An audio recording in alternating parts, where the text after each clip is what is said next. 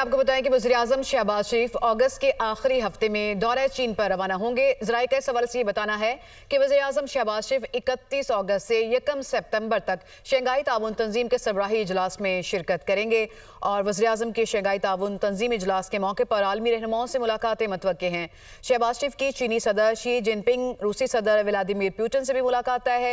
वज़ीर-ए-आज़म की आलमी रहनुमाओं से मुलाकातों में दो तरफा ताल्लुकात और बाहमी ताउन पर तबादला ख्याल होगा।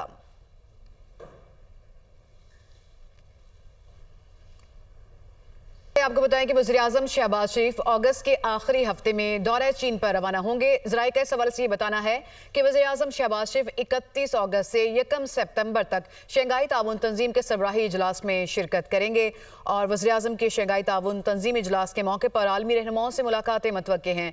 शहबाज शरीफ की चीनी सदर शी जिनपिंग, रूसी सदर व्लादिमीर पुतिन से भी मुलाकात तय है। वज़ीर-ए-आज़म की आलमी रहनुमाओं से मुलाकातों में दो तरफा ताल्लुकात और बाहमी ताउन पर तबादला ख्याल होगा।